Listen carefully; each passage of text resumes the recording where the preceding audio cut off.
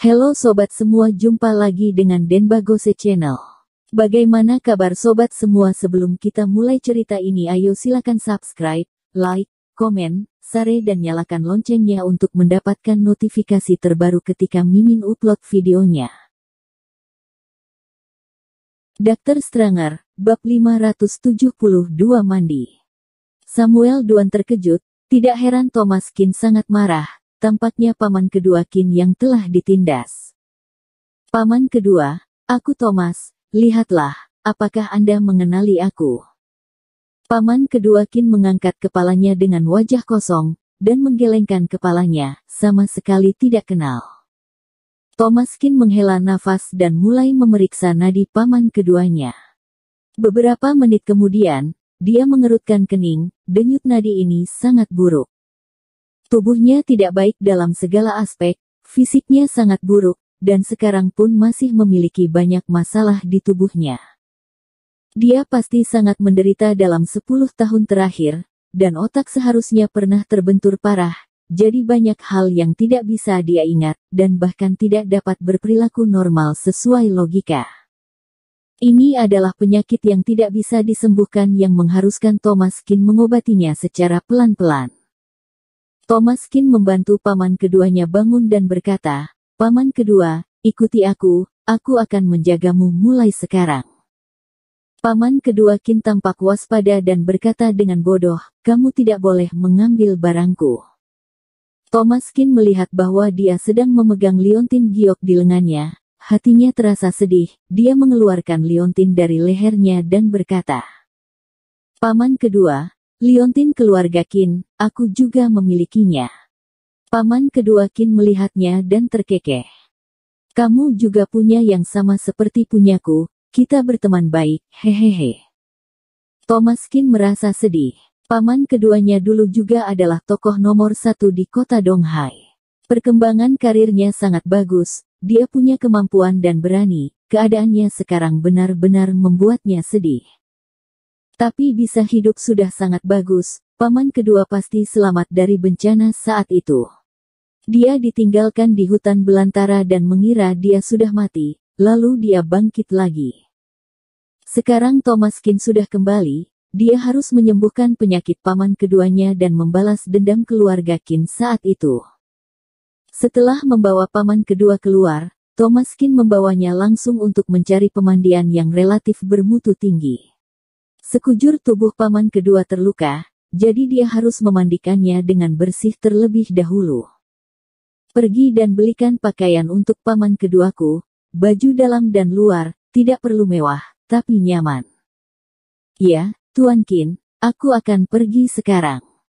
Meskipun ini bukan masalah besar, tapi Tuan Kin sendiri yang memerintah, dia tidak berani mengabaikan, jadi Samuel Duan pun pergi sendiri. Meski tidak mudah membeli baju di tengah malam, tapi begitu Samuel Duan memberi perintah, bagaimana bisa ada barang yang tidak bisa dibeli. Thomas Kin membawa paman kedua Kin ke kolam pemandian, melepas pakaiannya dan meminta seorang tukang gosok untuk memandikannya. Paman kedua Kin terus memegangi liontinnya dengan hati-hati, karena takut direnggut. Thomas Kin menghela nafas, "Paman kedua, kamu mandi dulu. Aku akan memesankan makanan untukmu." Awalnya dia ingin mengajak paman kedua keluar untuk makan malam setelah mandi, tetapi dia merasa sedikit repot, dan setelah periksa denyut nadi, perut paman kedua tidak terlalu baik, sepertinya juga tidak akan bisa makan makanan mewah. Thomas Kin meninggalkan bak mandi dan pergi ke Jinlong Hotel. Dia memesan bubur dan beberapa makanan vegetarian yang lezat, untuk memperbaiki gizi paman kedua. Paman kedua Kin baru saja selesai mandi, kotoran di tubuhnya sudah dibersihkan. Pada saat ini, seorang bos masuk ke dalam kolam mandi. Dia gemuk, penuh daging, dengan rantai emas besar tergantung di lehernya, dan telinganya juga gendut dan besar, berjalan dengan gaya yang sangat arogan. Tercium bau alkohol dari tubuhnya, sepertinya baru saja mabuk. Begitu pria gendut itu masuk, dia mengerutkan kening ketika dia melihat tampilan acak-acakan paman kedua Kin. "Ada apa ini? Mengapa semua orang diizinkan masuk, mengapa buruh juga diizinkan masuk? Seorang manajer datang dengan senyum, dan berkata dengan canggung. Kak Leo, ini juga pelanggan. Yang datang semuanya pelanggan. Mereka akan bersih setelah dicuci. Kak Leo mencibir, apanya yang semuanya adalah tamu? Bagaimana kamu bisa membiarkan buruh masuk ke tempat kelas atas seperti tempatmu? Lihat, lantainya penuh abu, bagaimana aku bisa mandi?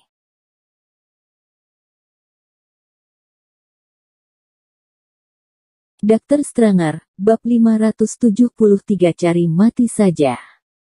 Manajer itu berkata dengan cepat, jangan khawatir, Kak Leo, aku akan meminta seseorang untuk membersihkannya. Sudahlah, tidak perlu. Kak Leo berjalan menghampiri Paman Qin kedua dengan ekspresi sombong, kamu keluarlah, aku akan membayar punyamu, jangan ganggu kesenanganku di sini. Otak Paman kedua Qin memang sudah tidak begitu bagus, makanya dia sering diintimidasi di lokasi konstruksi. Mendengar ini, dia mengangguk-angguk lalu pergi keluar. Tunggu. Kak Leo tiba-tiba berkata, jangan pergi dulu. Tidak ada yang bisa melayani di pemandian sebesar ini. Kemari dan gosok punggungku. Aku akan memberi kamu tip nanti. Paman kedua Qin mengangguk, lalu mengikuti Kak Leo. Manajer itu berkata dengan tidak enak hati, Kak Leo, pria ini punya masalah dengan otaknya.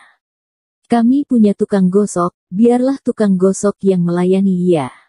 Kak Leo melambaikan tangannya, sudahlah, jangan bicara omong kosong. Setelah berbicara, Kak Leo masuk ke kolam mandi besar dan mulai berendam, meminta Paman kedua Qin untuk menggosok punggungnya dari belakang.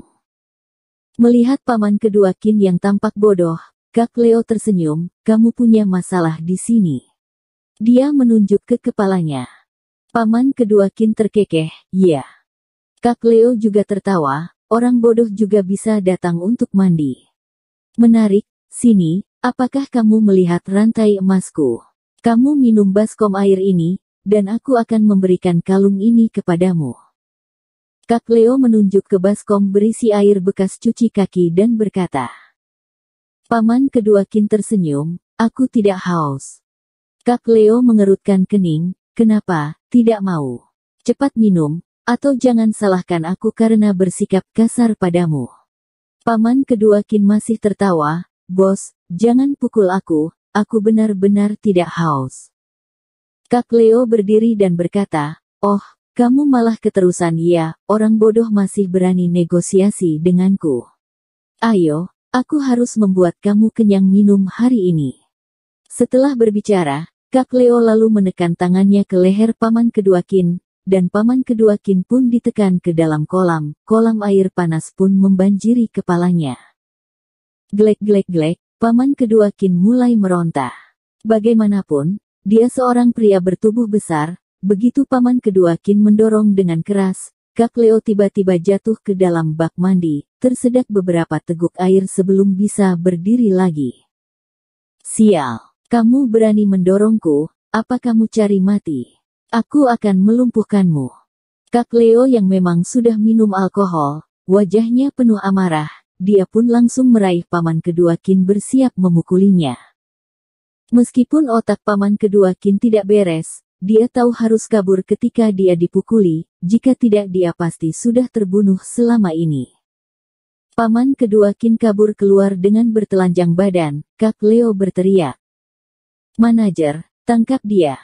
Manajer bergegas masuk dengan beberapa pelayan, dan ketika dia melihat adegan ini, dia dengan cepat meraih Paman kedua Qin dan menekannya ke tanah. Zaman sekarang, orang kayalah yang berkuasa. Kak Leo adalah bos real estate. Dia sering datang ke sini, tidak bisa disinggung, Paman kedua Qin ini hanyalah seorang buruh, tidak ada yang akan menganggapnya.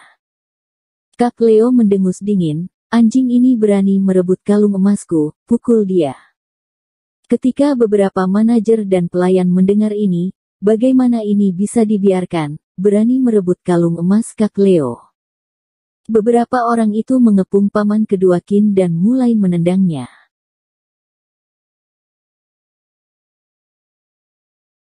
Bersambung. Terima kasih kepada kalian yang telah menonton video ini. Jangan lupa tekan tombol subscribe-nya dan nyalakan notifikasinya untuk mendapatkan video-video seru lainnya dari channel Denbagose.